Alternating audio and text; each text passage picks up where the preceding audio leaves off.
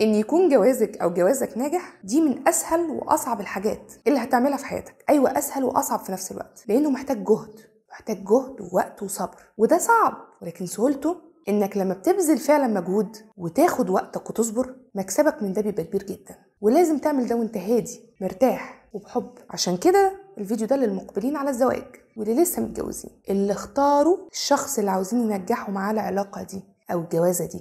بس قبل ما ابدأ لازم انوه ان الفيديو ده للناس اللي اختارت صح، للناس اللي عرفت تختار شريك حياة صح. لانكم لو اصلا مختارين شريك الحياة الغلط، فكل اللي هقوله ده ملوش اي لازمة، لانكم للاسف هتبقوا بتزرعوا وبترووا في ارض بور. واذا كنتوا لسه ما اخترتوش، اتفرجوا على فيديو ازاي اختار شريك حياتي. لكن لو خلاص بقى اخترتوا واثقين وعايزين تبداوا حياة سعيدة وجوازة ناجحة، يبقى الفيديو ده ليكم. رقم 1 من ازاي جوازك او جوازك يكون ناجح: اعرفوا ان الاختلاف طبيعي. احد اكبر المشكلات اللي بتواجه اي اتنين لسه متجوزين ان قبل الجواز حماده وبعد الجواز حماده تاني خالص. بصوا، انتوا لازم لا مفر ان بعد الجواز هتكتشفوا ببعض حاجات ما بانتش نهائي وقت الخطوبه، مهما كانت الخطوبه طويله ومهما عرفتوا بعض قبل الخطوبه حتى. وده طبيعي جدا. كنتوا مخطوبين وبتتقابلوا حتى لو كل يوم كام ساعه، دي حاجه مختلفه تماما عن اللي هتعيشوه مع بعض في بيت واحد، كل واحد فيكم بعاداته وتقاليده اللي جاي بيها من بيت اهله. عشان كده بلاقي اغلب اللي بيتجوزوا اول الجواز بيتصدموا. اول شهر ده بيبقى صعب، يتصدموا ويسكتوا، لكن من تاني شهر تبدا المشاكل. بعد شهر العسل على طول، لانكم بتبداوا تتكلموا عن الاختلاف ده لبعض بنقد. ممكن من ابسط الحاجات يحصل بسببها مشكله. ايه ده ما بيشيلش حتى الكوبايه من مطرحها. ايه ده دي بتصحى الظهر. ايه القرف ده بيطفي السجاير في التويلت. ايه ده دي بتهتم بنفسها اكتر من البيت. ده بياكل بايده. دي مش بتصحى تعمل لي فطار قبل ما انزل الشغل زي ماما. وهكذا وهكذا وهكذا، وخد من ده كتير قوي بقى. وكل واحد فيهم فاكر ان التاني بيعنده او بيضايقه بقصد، مش واخدين بالهم ان ده مجرد تعود وعادات نشأوا عليها كل واحد في بيته، عاش بيها اكتر من 20 سنه واكتر. هو ما بيشيلش كوبايه من مطرحها عشان ماما علمته كده. هي مش بتصحى تعمل لك فطار قبل ما تنزل علشان في بيتهم كان كل واحد بيعمل فطار لنفسه قبل ما ينزل. محدش فيهم وحش، محدش بيعاند التاني. انتوا اتربيتوا على حاجات مختلفة حتى لو كانت غلط. فكرة هنا مش انها صح ولا غلط، فكرة ان انتوا اتعودتوا عليها. فبدل ما تنتقدوا بعض وكل واحد يقول للتاني انت مش بتعمل كذا والمفروض تعمل كذا، ده مش هيحل. هتقعدوا تتكلموا مع بعض وتوصلوا لحلول وسط. كل واحد فيكم لازم يتنازل في جزء قصاد التاني. معلش حبيبي، ممكن بعد الاكل تشيل مكانك على الاقل، لان ده بيحسسني بتقدير منك. معلش حبيبتي، ايه رايك لو مره في الاسبوع تصحي نفطر مع بعض انا وانتي؟ وده الصح. لكن حد فيكم يحاول يغير التاني ويحاول يبرمجه، ده مش هيحصل، وهيحصل بقصادها تصادمات كتير، لان الطبع غلب التطبع. لكن احنا هنا في الجوازه دي هنحاول نوصل لحلول وسط مريحه للطرفين، لغايه ما انتوا تبنوا عاداتكم وتقاليدكم المشتركه لبيتكم واسرتكم في المستقبل، تبقى بتاعتكم انتوا اللي هتربوا ولادكم عليها. فاستحملوا بعض واعرفوا ان الاختلاف ده طبيعي. رقم 2: ابنوا الثقة. الثقة هي أساس أي علاقة ناجحة. مفيش اتنين ينفع يناموا على مخدة واحدة وهما ما بيثقوش في بعض، ده بيبقى جحيم. والثقة دي لازم تكون موجودة من قبل الجواز. اوعي تتجوزي أو تتجوز حد أنت مش واثق فيه. فقدان الثقة في أي علاقة هي سلاح قاتل للعلاقة دي. مهما طال الوقت مش واثقة فيه، تمشي تفتشي وراه وتعملي له كماين، ما تتجوزوش. مش واثق فيها وعمال تحطها في اختبارات، ما تتجوزهاش. لكن جوازة فيها أزمة ثقة هي جوازة مكتوب عليها الفشل أعجلا أم أجلا. طب نثق في بعض إزاي؟ بالصراحة هي رقم 1. لازم تنموا جزئية الصراحة بينكم مهما كان الموضوع، وخوفك من رد فعل الطرف التاني. الصراحة بتبني الثقة زي ما الكذب بيهدها بالظبط. اكذب مرة هتتكذب بعديها 1000 مرة. كذبة واحدة تحط 1000 شرخ في العلاقة دي. لكن كونوا صراحة مع بعض مهما كان الأمر، وانسوا الكذب ده خالص عشان يتولد بينكم أمان. الأمان أساس الثقة. محدش بيقدر يثق في حد مش مأمن له. عشان كده صارحوا بعض، بلاش كذب، أمنوا، هتنولوا الثقة. وده عمود أي علاقة ناجحة وجوازة سعيدة. رقم 3: حافظوا على خصوصيتكم. من أهم عوامل الجوازة الناجحة إنكم تحافظوا على خصوصيتكم من قبل الجواز كمان. اللي يحصل بينكم من نقاش لجدال لخناق وحتى اتفاق يفضل بينكم وبس. بس طبعا إلا في حالة واحدة، وهي الاستشارة، لما تكونوا عاوزين حد يساعدكم. لكن غير كده انتوا بير صندوق مقفول لبعض. من اول يوم جواز وانتوا بتودعوا اهاليكوا على الباب وبتقفلوه، انتوا سر بعض. مش المفروض اي حد يعرف خصوصياتكم، لا ماما لا بابا لا اختك لا اختك لا اخوك ولا اصحابك. خلي بالكم، لان الحاجات دي بتعمل مشاكل كبيره وازمه في الثقه. لما جوزك يحس ان موضوع خاص بينكم، مامتك تعرفه او مراتك تحس ان انت حاكي لمامتك حاجه خاصه بينكم، الطرف التاني بيحس انه اتعرى، وده بيهد الثقة والامان. ده غير ان انتوا بتفتحوا مجال ان اسراركم تبقى على الملأ، وعلاقتكم وبيتكم يبقى على المشاع.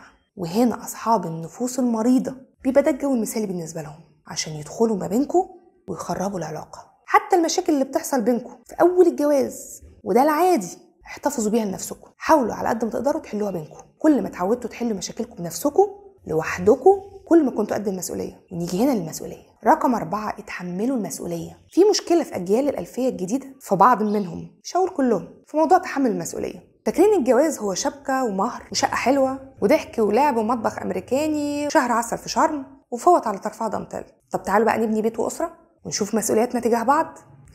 يتخضوا هما الاتنين. هو لسه عاوز كل يوم ينزل يقابل اصحابه بالليل ويقعد معاهم لوش الصبح، وهي كمان لسه عايزه تخرج مع اصحابها زي الاول وتروح عند ماما كل يوم مثلا يعني. وبيصرفوا هما الاتنين بنفس نمط الصرف زي قبل الجواز. مش هننكر ان الفتره الاولى في الجواز لازم يكون فيها بعض العشوائيه، ده بيبقى غير مقصود، لكن لازم في وقت ما تتداركوا الامر ده، ان يبقى قبل الجواز حاجه وبعد الجواز حاجه تاني. انتوا هنا بقيتوا مسؤولين من بعض ومسؤولين تجاه جوازكم ده انه ينجح. فلازم تتركوا الانانيه والافعال الفرديه على جنب وتبداوا تشاركوا بعض، تشيلوا مسؤوليه ان اخترتوا بعض وحبيتوا يكون ليكوا حياه مع بعض. فمسؤوليتك في جوازه ناجحه انك تكون موجود، ان اصحابك بقى ليهم وقت لكن بيتك ليه الوقت الاكبر، مراتك ليها الوقت الاكبر، انت كمان بابا وماما ليهم وقت لكن بيتك وجوزك ليهم الوقت الاكبر. الجواز مش رحله او نادي ترفيهي، الجواز شراكه محتاجه دايما اهتمام ورعايه وتحمل مسؤوليه. ما ينفعش فيها تفكروا في مصالحكم الشخصيه فقط.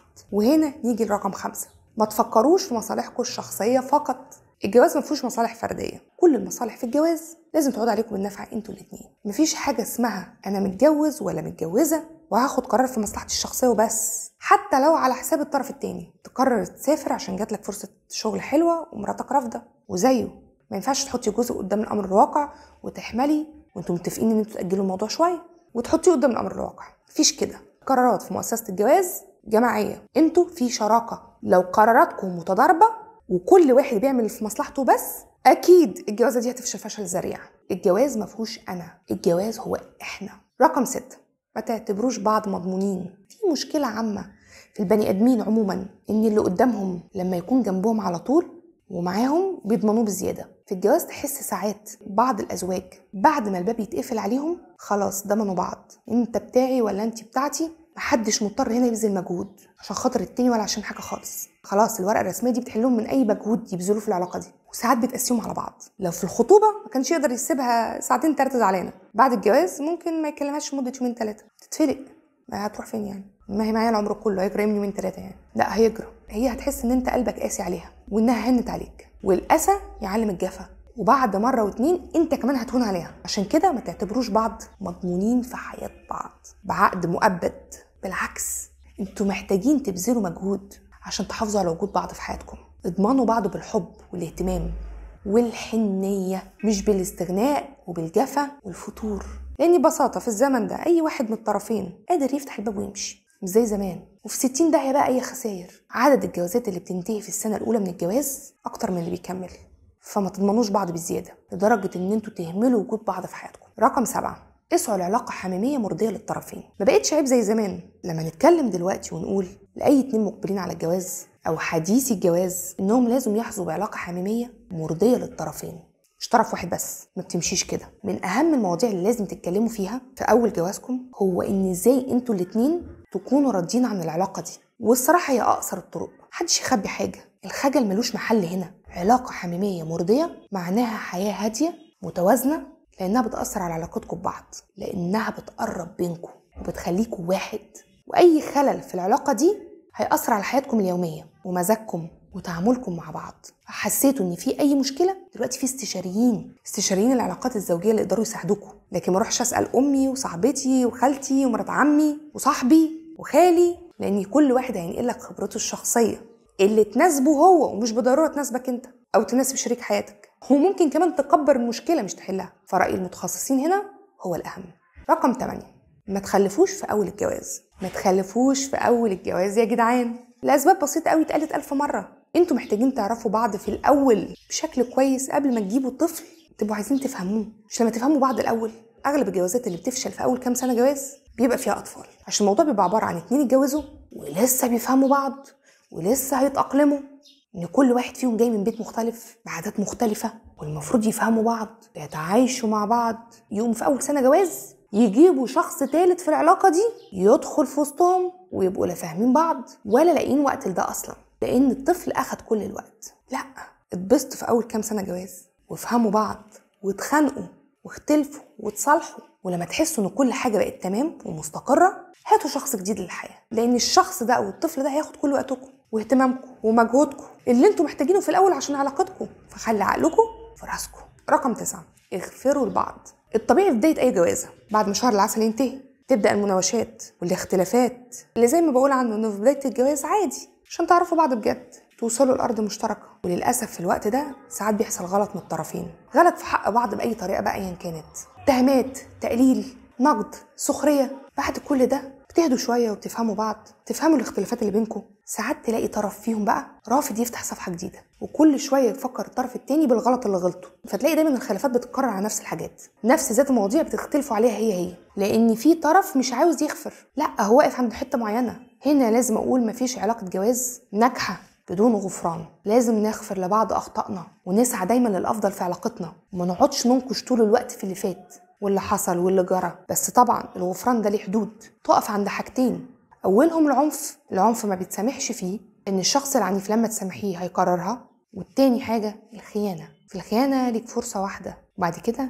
الباب يتقفل، لأن اللي هيكررها مرة واتنين هيكررها 1000 مرة بعديها. رقم 10، خلي عندكم صبر. معظم الشباب اللي بيتجوزوا دلوقتي بنات وولاد تلاقيهم بعد الجواز وانتهاء شهر العسل والمسؤولية تبدأ بقى والخناقات والصراع الطبيعي في محاولة ان انتوا تعرفوا بعض بشكل كويس، تلاقي الجيل ده بقى ما عندوش صبر، تلاقيهم استسلموا من اول 3 ولا 4 شهور. طلقني، هطلقك، وهي راحت عند بيت بابا وهو اتشغل مع صحابه، سابها تخبط دماغها في الحيط وقال لك انا كنت عازب ومرتاح، جيب لنفس الهم ليه؟ مفيش صبر. نسب الطلاق زادت جدا في الشهور الاولى للجواز. لا، لازم تعرفوا ان الجواز مسؤوليه، عاوزه صبر ومحاوله، مفيش جوازه بتنجح من اول يوم، لازم تشتغل عليها، يكون عندكم صبر. مش تلاقي كتير بيستسلموا من اول كام خلاف. يا جدعان خلافات الجواز مش مخدات نموريش دي اللي بتطير دي، ده بيبقى فيه شد وجذب وخصام وخناق وخد وهات وليله كبيره وطبيعيه، لغايه ما انتوا الاتنين بجد تقفوا على ارض واحده وتعرفوا تفهموا بعض. ادوا نفسكم وقت كافي تنجحوا جوازكم، خلي عندكم صبر قبل ما تستسلموا. الصبر يا جيل الألفية الجديدة، الصبر. رقم 11، ازعلوا بالعقل.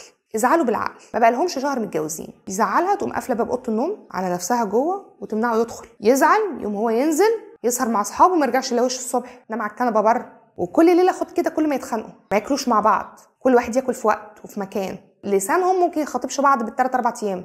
دي اسوأ حاجه تعملوها لجوازكم، ده اللي هيربي الجافه بينكم ويكبر المشاكل. الزعل لازم يبقى بالعقل لو عاوزين الحب اللي بينكم يزيد ومشاكلكم تتحل بسهوله وجوازكم ينجح، يبقى ازعلوا بالعقل. ازعلي بس اوعي تقفلي باب اوضتك، ازعل بس اوعي تروحي تنام في اوضه تانية. عودوا نفسكم تناموا في نفس الاوضه على نفس السرير حتى لو انتوا زعلانين. عشان كده بنصح اول كام سنه جواز قبل ما يكون في طفل ان ما يكونش في اوضه تانية مجهزه مفروشه بقى وحلوه وكده تنافس اوضتكم، لانها هتسهل عليكم الزعل الغلط. واوعي تزعلي فما تاكليش معاه، ولا تزعل ما توصلش الشغل زي ما متعود. تعلموا ان انتوا زعلانين من بعض مش كارهين بعض. ازعلوا، خدوا موقف على المواضيع اللي انتوا زعلانين بسببها، مش تاخدوا موقف من بعض. حطوا في دماغكم دايما ان الموقف هينتهي، لكن حبكم لبعض لا. اوعوا تغيروا تفاصيل حياتكم واهتمامكم ببعض على حس خناقه حصلت، لان ده هيكبر مواضيع ويعمل جافه بينكم. ازعلوا بالعقل. رقم 12، احترموا بعض. من اسوأ الحاجات اللي بشوفها في بعض المتجوزين اللي في الاجيال الحاليه انهم ما بيحترموش بعض.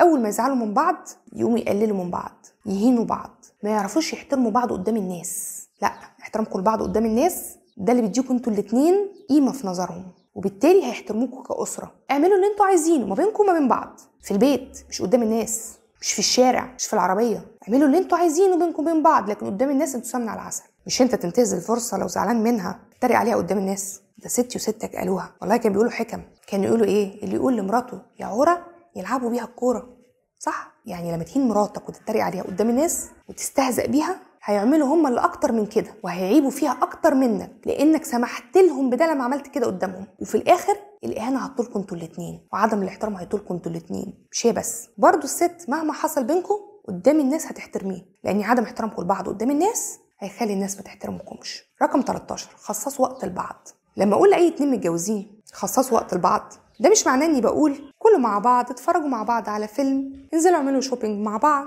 لا لا لا، مش ده الوقت اللي انا اقصده. الكواليتي بتاعت الوقت هي اللي مهمه. الكواليتي، الوقت اللي لازم تخصصوه لبعض هو الوقت اللي ما بتعملوش فيه اي حاجه غير انكم تتكلموا وتتواصلوا مع بعض. لا بتاكلوا، لا بتشربوا، لا بتتفرجوا على فيلم، لا بتتمشوا، ولا اي حاجه، ولا ماسكين موبايل.